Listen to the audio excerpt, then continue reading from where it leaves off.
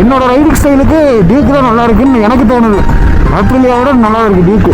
OG BS3 எல்லாம் யாராவது வச்சிருந்தீங்கன்னா கண்டிப்பாக அந்த வண்டியெல்லாம் கொடுத்துடாதீங்க. அது இன்னொரு 20 வருஷம் கழிச்சு RX 100 இப்போ எப்படி லெஜெண்டரி பைக்காக இருக்குது அந்த மாதிரி வரும். நான் அடித்து சொல்கிறேன், நீங்கள் வந்து நோட் பண்ணி வச்சுக்கோங்க.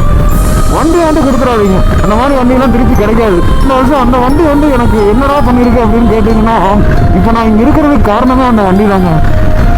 அந்த வண்டினால தான் இப்போ அந்த 200 இப்போ இந்த 900 நான் ஓட்டுறேன். எனக்கு வேலையாகட்டும், நான் ஆப்ரிலியா R15 இது ரெண்டுமே அந்த வண்டி கையில் இருக்கும்போது தான் வாங்கியிருக்கேன். ஸோ வந்து அந்த வண்டியை மட்டும் எக்காரணத்தை கொண்டு நான் விட்டு கொடுக்கவே மாட்டேன், விற்கவும் மாட்டேன். என்ன வண்டி வந்தாலும் அந்த வண்டி தான் எனக்கு ஃபஸ்ட்டு. லைஃப் சேவருங்க அது உண்மையாலுமேங்க.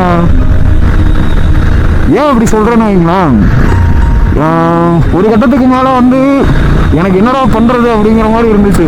அப்போ நான் வந்து அந்த வண்டி தான் நம்பினேன். இப்போ நான் BMW ஷோரூமில் இருக்கேன், அதுக்கும் அந்த வண்டினால தான் நான் இங்கே இருக்கேனே. என்னோடய ஸ்கில் டெவலப்மெண்ட்டுக்கு அந்த வண்டி தான் உதவுச்சு. ரைடிங் நாலேஜு எதுக்கு எல்லாத்துக்குமே அந்த வண்டி இல்லைன்னா நான் இல்லைங்க. இப்போ சொல்கிறேன், நல்லா நோட் பண்ணிக்கோங்க மக்களே. எனக்கு ஏதோ ஒன்று ஆச்சுனாலும் என் கூடயே சேர்ந்து அந்த வண்டியை ஒன்றா புதைச்சிட்டே நான் எடுத்துருவேங்க. இதே என்னோட லாஸ்ட் விஷயம்.